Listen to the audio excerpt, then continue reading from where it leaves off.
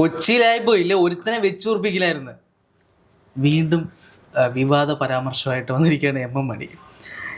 അതായത് ഇപ്പം അഭിമന്യുവിൻ്റെ കൊലപാതകമായിട്ട് തൊടുപുഴയിലെ ഒരു അനുസ്മരണ സമ്മേളനത്തിൽ എം എം മണി പറഞ്ഞതാണിത്. എന്ത് തോന്നുന്നു ഇതൊക്കെ കേട്ടിട്ട്? അതായത് നമുക്കെല്ലാവർക്കും അറിയാം, SFI നേതാവായിരുന്ന അഭിമന്യു മഹാരാജാസ് കോളേജിൽ വെച്ചാണ് കൊല ചെയ്യപ്പെട്ടത്. വർഗീയവാദികളുടെ കൈകൊണ്ടാണ് ഒരു കുട്ടി അല്ലെങ്കിൽ ആ ഒരു മലയോര മേഖലയിൽ നിന്ന് തൻ്റെ ഭാവി സുരക്ഷിതമാക്കണം എന്ന ഒരാഗ്രഹത്തോടെ പഠിക്കണം ഒരാഗ്രഹത്തോടെ മഹാരാജാസിലെത്തി ഈ ഒരു SFI സംഘടനാ പ്രവർത്തനവുമായി മുന്നോട്ട് പോയിക്കൊണ്ടിരുന്ന ഒരു കുട്ടിയെ, അതായത് ഭാവി സുരക്ഷിതമാക്കണം എന്നൊരു ആഗ്രഹത്തോടെ വന്ന ആ ഒരു കുട്ടിയെയാണ് ഒരു കൊലക്കത്തിക്കിരയാക്കിയത്.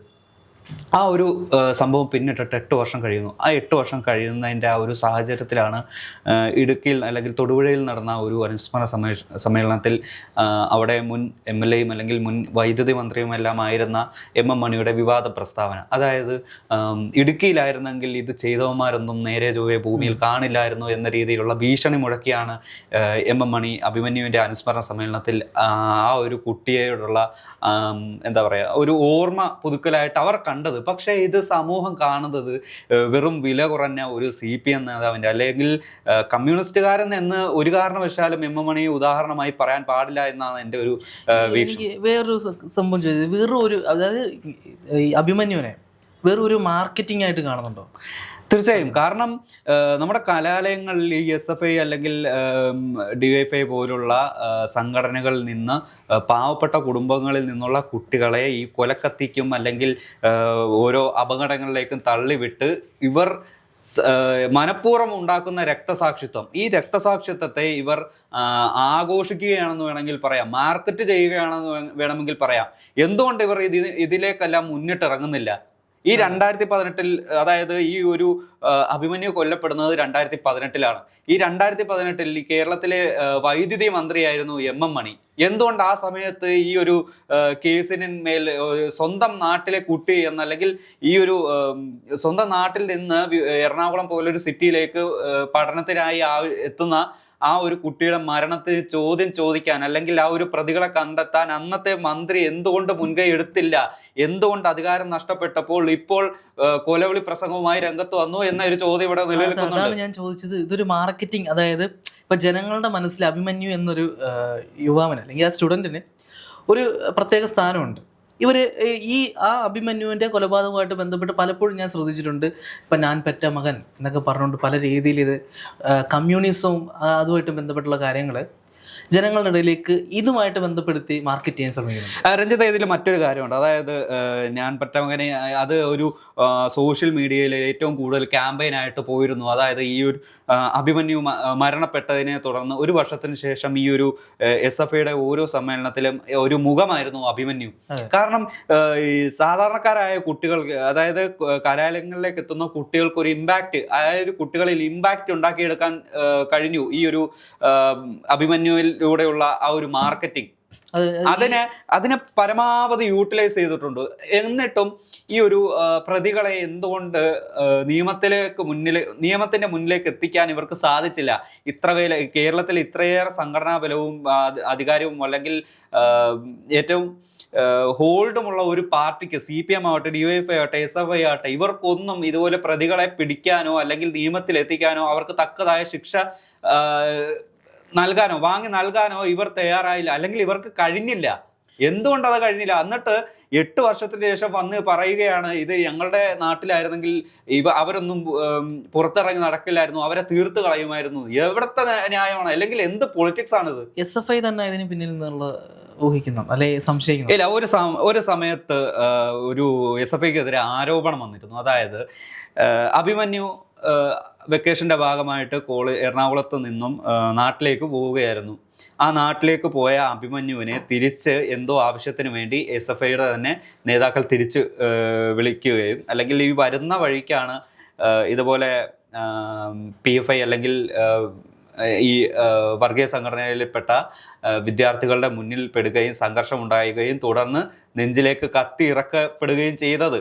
ശരിക്കും ഇട്ടുകൊടുക്കുകയായിരുന്നു എന്ന രീതിയിലുള്ള ഒരു പ്രസ്താവനകളോ അല്ലെങ്കിൽ ആരോപണങ്ങളോ ആ സമയത്ത് തന്നെ വന്നിരുന്നു. അതിനെല്ലാം പ്രതിരോധിച്ചും അല്ലെങ്കിൽ എതിർത്തുമാണ് SFI മുന്നോട്ട് പോയിക്കൊണ്ടിരുന്നത്. ഇപ്പോൾ നമ്മുടെ ഓൺലൈൻ മാധ്യമത്തിൽ വന്നൊരു മണിയുടെ മണി പ്രസംഗിച്ചത് ഇങ്ങനെയാണെന്നാണ് പറയുന്നത്. ഉന്നത വിദ്യാഭ്യാസത്തിന് പോയ അഭിമന്യുവിനെ നിഷ്ഠൂരമായി കൊന്നു. രക്തസാക്ഷികളായവരെ കൊലപ്പെടുത്തിയവരെ നമ്മൾ വെറുതെ വിട്ടിട്ടില്ല. അടിക്കേണ്ടവരെ അടിച്ചിട്ടുണ്ട്, കൈകാര്യം ചെയ്യേണ്ടവരെ കൈകാര്യം ചെയ്തിട്ടുണ്ട്. നിർഭാഗ്യവശാൽ അഭിമന്യു കൊല്ലപ്പെട്ടത് എറണാകുളം മഹാരാജാസിലായിപ്പോയി. അല്ലെങ്കിൽ അവരെ വെച്ചു പൊറുപ്പിക്കുന്ന പ്രശ്നമില്ലായിരുന്നു, അതുറപ്പാണ്. എന്നാൽ ഇത് നമ്മൾ വിടുന്നില്ല. ഇക്കാര്യം നമ്മുടെ അക്കൗണ്ടിലിരിക്കട്ടെ, കേസൊക്കെ ഉണ്ടല്ലോ എന്ന രീതിയിലാണ്. ഒരുപാട് കേസുകൾ മണിയാശാന്റെ പേരിലുണ്ട് ഇതുപോലെ വർഗീയ പ്രസ്താവന നടത്തി മാത്രം. അതിനെ പക്ഷേ CPMകാർ അതിൻ്റെ നാടൻ ശൈലി, നാടൻ ഭാഷ എന്ന ഒരു ലാളിത്യത്തിൻ്റെ പേരിൽ മാറ്റി നിർത്തിയിട്ടുണ്ട്. അത് ഒരു കാരണവശാലും നമ്മുടെ ഈ പൊതുസമൂഹം അല്ലെങ്കിൽ പൊതു കേരളം അംഗീകരിക്കാവുന്ന രീതിയിലുള്ള പ്രസ്താവനകളൊന്നുമല്ല MM മണി മുമ്പ് നടത്തിയിട്ടുള്ളത്. ഇപ്പോൾ കഴിഞ്ഞ തദ്ദേശ സ്ഥാപന തെരഞ്ഞെടുപ്പിലെ ശേഷം LDFന് ഏറ്റ കനത്ത തിരിച്ചടിയായിരുന്നു. അതിനുശേഷം MM മണി ഒരു പ്രസ്താവന നടത്തിയിരുന്നു. അത് രഞ്ജിത്ത് കേട്ട് കാണും. അതായത് നല്ല പെൻഷൻ വാങ്ങി അവർ ആവശ്യമുള്ള അരിഭക്ഷണമെല്ലാം കഴിച്ചിട്ട് അവർ അപ്പുറത്തേക്ക് കൊണ്ടുപോയി മാറ്റിക്കുത്തി. അതൊരു സിനിമയിൽ ആട് 3 എന്ന സിനിമയിൽ അതിന്റെ ഒരു മോക്കിംഗ് ആയിട്ടുള്ള ഒരു സീൻ വന്നിട്ടുമുണ്ട്. ഇതിനെല്ലാം CPM നേതൃത്വം അതിൻ്റെതായിട്ടുള്ള ഒരു എന്താ പറയുക, ഒരു ലാളിത്യം അല്ലെങ്കിൽ ഒരു നാടൻ ഭാഷ എന്ന നിലയിലാണ് അവർ കാണുന്നത്. ഇതുപോലുള്ള നാടൻ ഭാഷ പറയുന്നവരാണ് ശരിക്കും സാമൂഹിക ദ്രോഹികൾ. പക്ഷെ ഒരു ചോദ്യം ഇപ്പോഴും ബാക്കിയാണ്, കൊലയ്ക്ക് കൊലയാണോ പരിഹാരം? ഇപ്പൊ മണി പറഞ്ഞതിൽ അങ്ങനെ ഒരു അർത്ഥം വരുന്നില്ലേ? അതെ, ഇപ്പോൾ CPMന്റെ കമ്മ്യൂണിസ്റ്റ് പാർട്ടിയുടെ ആവട്ടെ അല്ലെങ്കിൽ BJPയുടെ ആവട്ടെ അല്ലെങ്കിൽ RSS സംഘടനയാവട്ടെ, ഇവർക്ക് രണ്ടുപേർക്കും എതിരാളികളെ കൊല വിളിച്ചുള്ള ഒരു ശീലമാണുള്ളത്. അവർക്ക് നിയമം അല്ലെങ്കിൽ നമ്മുടെ ഇന്ത്യൻ ഭരണഘടന ഇതുപോലുള്ള നിയമസംഹിത പോലുള്ള കാര്യത്തിലൊന്നും ഒരു വിശ്വാസമില്ല.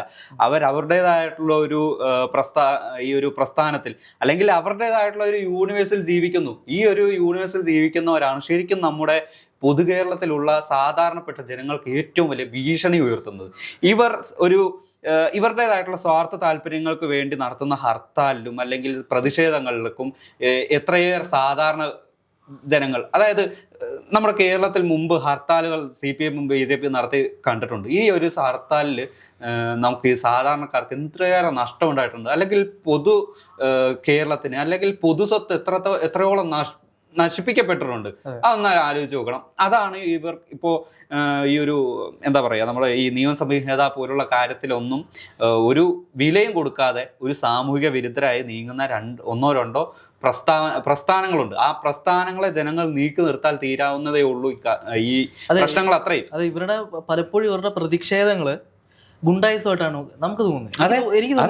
അതാണ് കഴിഞ്ഞ ദിവസം, അതായത് കഴിഞ്ഞ നിയമസഭാ തെരഞ്ഞെടുപ്പിന് മുമ്പായിട്ട് CPMന്റെ തന്നെ MLA ആയിരുന്ന S. രാജേന്ദ്രൻ, അദ്ദേഹം BJPയിലേക്ക് പോയി. ഈ CPMലുണ്ടായിരുന്ന ഈ സ്വരയില്ലായ്മ, അതായത് ചേർച്ച ഇല്ലായ്മയും അല്ലെങ്കിൽ നേതൃത്വത്തോടും ഇടഞ്ഞാണ് BJPയിൽ പോയി ചേർന്നതും. പിന്നെ BJPയിൽ നിന്ന് അധികം നല്ല ഓഫറുകളും വന്നിരുന്നു. അതേസമയം BJPയുടെ കാൻഡിഡേറ്റ് ആയിട്ട് മത്സരിക്കുന്നതിനിടെ S. രാജേന്ദ്രനെതിരെ ഈ MM മണി ഒരു പ്രസ്താവന നടത്തി. ശരിക്കും പറഞ്ഞാൽ ഒരു വധഭീഷണി എന്നുള്ള നിലയ്ക്ക്, അതായത് CPM എന്ന പാർട്ടിയെ മുൻനിർത്തി ഈ രാജേന്ദ്രനെ കൊലപ്പെടുത്തും എന്നുള്ളൊരു താക്കീത് കൂടി ഈ ഒരു MM മണി നടത്തിയിട്ടുണ്ട്. പക്ഷേ ഇതിനെതിരെ ഒരു കേസ്, അതായത് നോൺ ബെയിലബിൾ ഒഫൻസ് ആണ്, ഒരു പബ്ലിക് ഡൊമൈനിൽ വന്ന് ഒരു വ്യക്തിയെ കൊലപ്പെടുത്തും അല്ലെങ്കിൽ ഇങ്ങനെ ഒരു ആക്ഷൻ കാണിക്കുകയുണ്ടായി. അതായത് ഈ ഒരു പാർട്ടിയെ സംരക്ഷിക്കുമെന്ന് നിങ്ങൾ ഇതാക്കണ്ട, നിങ്ങളെ ഒരു കാരണവശാലും CPM എന്ന പാർട്ടി പിന്തുണയ്ക്കില്ല. ഇപ്പോൾ രാജേന്ദ്രനും ഭാര്യയ്ക്കും ശിഷ്ടകാലം പെൻഷൻ വാങ്ങി, മുൻ MLA ആയിരുന്നല്ലോ രാജേന്ദ്രൻ, അപ്പോൾ പെൻഷൻ വാങ്ങി ജീവിക്കാം. ഇനി അഥവാ രാജേന്ദ്രൻ മരിച്ചാൽ ആ ഒരു പെൻഷൻ ഭാര്യയ്ക്ക് ലഭിക്കും.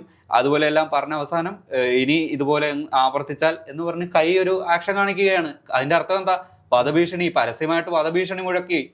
അതുമാത്രമല്ല, ഇതിനു മുമ്പ് MM മണിക്കെതിരെ ഒരു പോലീസ് കേസ് വന്നിരുന്നു. അത് പൊതുജന മധ്യത്തിൽ നടത്തിയൊരു പ്രസംഗത്തിൽ MM മണി പറയുകയുണ്ടായി, അതായത് ഞാൻ ഇതുപോലെ 1-2 പേരെ കൊന്നിട്ടുണ്ട്, തിരിച്ചടിച്ചിട്ടുണ്ടെന്ന്. അതിന്റെ പേരിൽ പോലീസ് കേസ് ഉണ്ടായി. അതിന്റെ പേരിൽ പിന്നെ പോലീസ് കേസ് ഉണ്ടായി, ആരോപണങ്ങളുണ്ടായി.